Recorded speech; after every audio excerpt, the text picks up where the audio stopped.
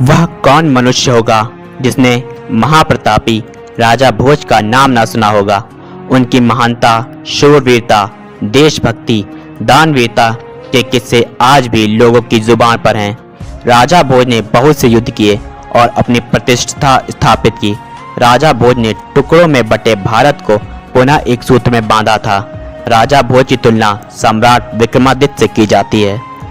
राजा भोज का जन्म मालवा की राजधानी उज्जैन में सिंधुराज और सावित्री के घर परमार राजपूत वंश में बसंत पंचमी संवत 1037 तदनुसार 980 ईस्वी में हुआ था। सिंधुराज परमार सम्राट वाकपति मुंज उर्फ पृथ्वी वल्लभ के भाई थे। राजा भोज बचपन से ही बहुत ज्ञानी थे। 8 वर्ष की आयु में भोज ने एक ही रात में संपूर्ण रामायण लिखकर बड़े बड़े विद्वानों को चौंका दिया था। उनके द्वारा लिखी गई रामायण को आज चंपू रामायण के नाम से जाना जाता है।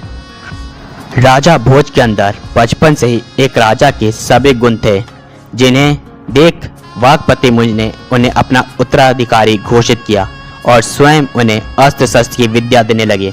राजा भोज अपने काका को ही अपना आदर्श मानते थे। भोज ने अपने काका के साथ राष्ट्रकूटों के विरुद्ध कई युद्ध में भाग लिया, जहां उन्हें विजय प्राप्त हुई।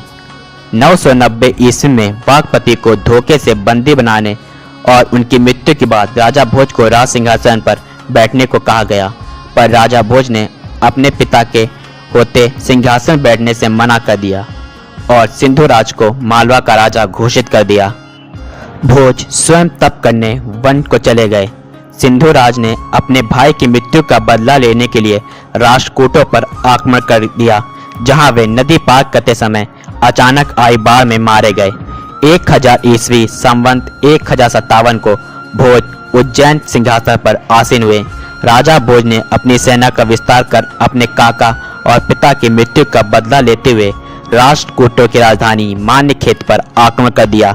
राष्ट्रकूटों को राजा भोज ने बुरी तरह पराजित किया और उनके राज्य को मालवा में मिला लिया। इस तरह राजा भोज ने अपने काका और पिता की मृत्यु का बदला लिया। राजा भोज ने जब एक दिन भारत के मानचित्र को देखा तो उन्हें बहुत दुख हुआ। भारत 58 राज्यों में बटा हुआ था, जिसका लाभ विदेशी उठाते थे। राजा भोज ने यह प्रण लिया कि वह संपूर्ण भारत को एक करके ही रहेंगे। राजा भोज ने पूरे देश में राजाओं को शांति प्रस्ताव भेजे, पर जब वह नहीं माने तब राजा भोज ने तलवार उठा ली। भारत को एक करने के लिए राजा भोज निकल पड़े। राजा भोज ने एक एक कर चेदी, कन्नौज, काशी, बंगाल, बिहार, उड़ीसा, अजमेर, राजस्थान, कलिंग, तमिलनाडु, चित्तौड़, सांभर और कश्मीर तक विजय प्राप्त की। राजा भोज के भय से अन्य राजाओं ने उनके आगे आत्मसमर्पण कर दिया। राजा भोज ने सबके साथ उचित व्यवहार करते हुए उनका राज वापस दे दिया और मालवा के अधीन कर दिया, और उनसे यह भी वचन लिया कि भारत की रक्षा के लिए उन्हें एक साथ रहना होगा। राजा भोज ने तेलंग के तेलांग और चालुक्य के राजा गांगेय की संयुक्त सेना को 3 बार हराया था, जिस कारण कहाँ राजा भोज और कहाँ गंगू तेली कहावत प्रचलित हुई। जब महमूद गजनवी ने भारत के सोमनाथ मंदिर पर आक्रमण किया तब राजा भोज दक्षिण विजय पर थे। जब राजा भोज को सोमनाथ का पता चला तो उनकी आंखें क्रोध से भर गईं। उन्होंने गुजरात नरेश भीमदेव सोलंकी के साथ मिलकर सर्वप्रथम सोमनाथ मंदिर का निर्माण करवाया। फिर राजा भोज ने गजनवी पर आक्रमण कर दिया। उस समय गजनवी पंजाब में था। राजा भोज के इस आक्रमण का उसके पास कोई जवाब न था।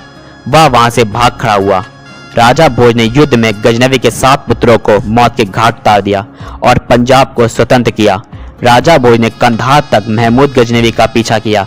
कुछ इतिहासकार व अफगानिस्तान के इतिहास के अनुसार कंधार में राजा भोज ने ही गजनवी का वध किया था। राजा भोज के भय से ही 100 वर्षों तक किसी विदेशी ने भारत पर आक्रमण नहीं किया था। राजा भोज ने अरब देशों पर भी आक्रमण किया। विक्रमादित्य के बाद अरब को जीतने वाले राजा भोज दूसरे राजा थे। राजा भोज का राज्य संपूर्ण भारत पर था। इसका उल्लेख ग्वालियर परिस्थिति में मिलता है। इसमें लिखा है, राजा भोज का राज्य हिमालय से लेकर दक्षिण से मलयाचल तक, उदयाचल से लेकर अस्ताचल तक फैला था। राजा भोज को विदर्भ राज और हिंदू हृदय सम्राट की उपाधि दी गई थी। राजा भोज ने सुंदरवन स्थित सुंडीर, दक्षिण में रामेश्वरम, पश्चिम में सोमनाथ, उत्तर में केदारनाथ व अन्य विख्यात मंदिरों का पुनर्निर्माण करवाया था। राजा भोज कश्मीर में कुंड भी बनवाया था, जिसे पाप सूदन कुंड कहा जाता है। राजा भोज ने भोजपुर नामक गांव में भोजेश्वर मंदिर का निर्माण करवाया था। इस मंदिर की शिवलिंग भारत की सबसे विशाल शिवलिंग है। राजा भोज मां सरस्वती के परम भक्त थे। कहा जाता है कि मां सरस्वती ने उन्हें धारा नगरी में दर्शन दिए थे। वहां उन्हें मां सरस्वती के दर्शन हुए। वहां राजा भोज ने भोजशाला का निर्माण करवाया था। धारा नगरी को राजा भोज ने परमारों की नई राजधानी बनाया था। राजा भोज ने भोपाल शहर का निर्माण करवाया था, जो वर्तमान में मध्य प्रदेश की राजधानी है। यहाँ पर राजा भोज द्वारा बनवाया गया भोजताल आज भी स्थित है। राजा भोज को ही सम्राट विक्रमादित्य का सिंहासन मिला था। राजा भोज और सिंहासन की कहानी विश्व प्रसिद्ध है, जिसे सिंहासन बत्तीसी के नाम से जाना जाता है। राजा भोज विक्रमादित्य के ही वंशज थे। उनके अंदर वे सभी गुण थे जो सम्राट विक्रमादित्य में थे। राजा भोज के दरबार में 500 विद्वान थे। राजा भोज प्रतिदिन ब्राह्मणों और गरीबों को दान दिया करते थे। राजा भोज को दानवीर भोज भी कहा जाता था। राजा भोज ने 84 ग्रंथ लिखे थे, जो वर्तमान में 21 ही शेष रह गए हैं। राजा भोज के मुख्य ग्रंथों में सरस्वती कंठाभरण, श्रृंगार मंजरी, चंपू रामायण, चारुचपी, तत्व प्रकाश, व्यवहार, समुच्चय, श्रृंगार प्रकाश आदि हैं। राजा भोज के बारे में कहा जाता है कि राजा भोज ने अपने पूरे जीवन में 5000 युद्ध लड़े व वे अपराजित रहे। उनका आधा जीवन युद्ध भूमि में बीता था। राजा भोज की पत्नी का नाम लीलावती था, जो बहुत बड़ी विदुषी थी। संवत 1112 सन 1055 को परमारों की राजधानी धार में राजा भोज का स्वर्गवास हो गया। जब राजा भोज जीवित थे तो कहा जाता था, अधारा सदा लंबा सरस्वती, पंडिता मंडिता सर्वे, भोज राजे भुवि स्थित है। जब आज राजा भोज धरती पर हैं तो धारा नगरी सदा धारा अच्छे विचार वाली है। सरस्वती को सदा आलम मिला हुआ है। सभी पंडित आदृत हैं। जब राजा भोज का देहांत हुआ तो कहा गया, अधारा निरालंबा सरस्वती, पंडिता खंडिता सर्वे, भोज राजे दिवगंते।